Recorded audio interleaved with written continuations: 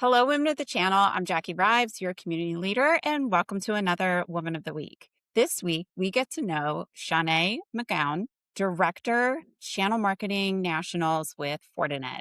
Hi, Shawnae. Thank you so much for joining me today. I'm excited to be here. Well, we're excited to get to know you. So, why don't we dive into those icebreaker questions? Where do you live and where did you grow up if that's different? So I currently reside in Roseville, California, which is near Sacramento. I grew up in a couple different places, born in Nebraska, Norfolk, Nebraska, where I lived for about the first 8 years of my life, but majority of my family's still back there. And then my mom moved us out to San Jose, California when I was 8. That's a great place to live. Yes. All right, Shanae, what is a little known or perhaps a fun fact about you that you're willing to share with us? A fun fact about me is that I secretly love to karaoke. And anytime I'm out with friends or colleagues, I'm usually the one who is the suggester of karaoke. So if you don't like karaokeing, don't go out with me. Yes, noted. I am a Yes. terrible singer, so I will But cheer that's you what on, makes it but so fun. I love it. All right. All right. Tell me about your career path and how you reached this amazing position that you're in.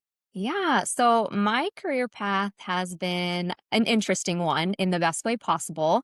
I actually received my degree in health science with a concentration in gerontology. Say that 5 times fast. I don't think And I then could. it's really hard. And then immediately I began my career as an activities director at a senior home, which I did for about 4 to 5 years.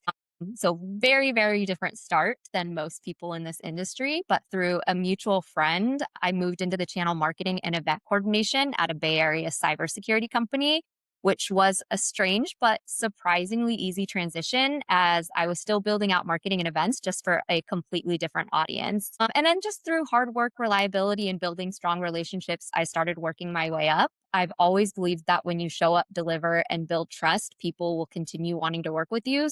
A lot of the opportunities that I've had have come from colleagues who became true business partners. So Mhm. people who would recommend me, they vouched for me or brought me along on their journey. So that's honestly been the key to my overall growth. I love when people share these career paths because they're never what we assume in this, like, No, not at you all. knew what you wanted to do when you graduated and you're doing that and just moving straight up a ladder instead of jumping around and gaining different experience that you can then Yeah, bring into your new role. So that's awesome. absolutely.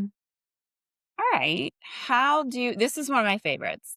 How do you create or protect that work life balance as it means to you? Man, this one was a hard one for me. So it's something I recently learned to truly practice. And honestly, it's still a work in progress. For a long time, I felt like I couldn't really step away because if something didn't get done, it would just add to the never ending list. It took one of my previous leaders to point out signs of burnout for me a couple years back to realize that I needed to make a mind shift in my mindset.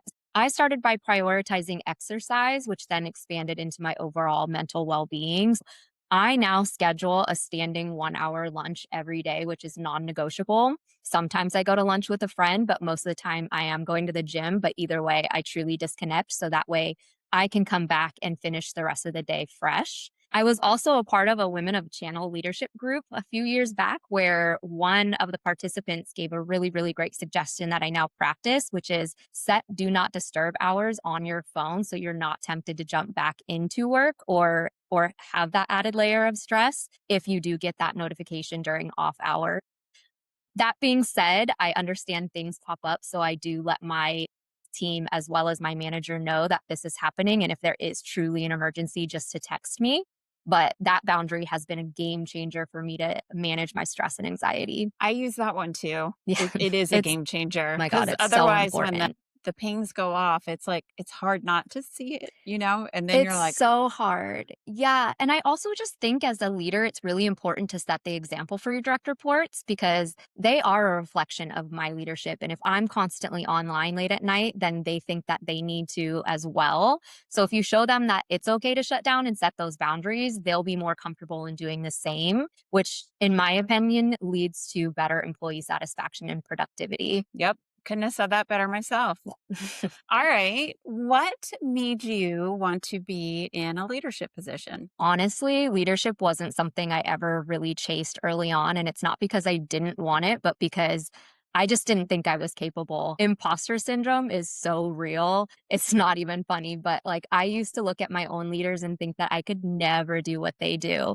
I could never fill their shoes or have their level of confidence. But over time, as I took on more responsibilities, I started coaching others, and I found myself naturally gravitating towards helping out my peers. So I realized that leadership isn't about being the loudest voice in the room, but it's Mm. more about listening, supporting, and elevating others. And that's when I really started to see that not only could I step into that leadership role, but I genuinely wanted to. And honestly, elevating my direct reports and peers is one of my favorite parts of the job. It's refreshing watching you Thank talk you. about this. Yes. No, you can tell that you're I've had passionate some about it. good mentors, so they've definitely helped on this journey.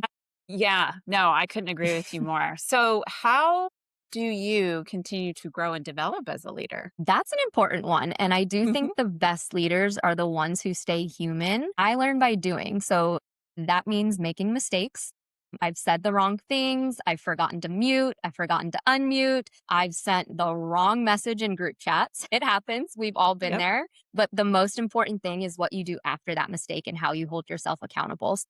I do try to be very self aware and reflective. I'm committed to being a better version of myself every day, not only for myself, but for my team and for my leadership group and for the organization. So I'm doing things like always reading, whether that's books, podcasts, blogs, listening, practicing, asking for feedback, and pushing myself out of my comfort zone by doing things like this. And at the end of the day, I do think that leadership is a journey and the learning process never truly ends. I love that. And I'm really glad that you did this today because Thank you. much of what you're saying will definitely resonate with people. So before we close out, I'd Yes, love for you to share perhaps a piece of advice that you'd like to pass down to our community. absolutely. This one actually came from a former mentor of mine, and he recently gave me this piece of advice that has just stuck with me. And it's sometimes you have to stop on the ladder and enjoy where you are. Don't climb so fast that you burn yourself out or damage relationships along the way.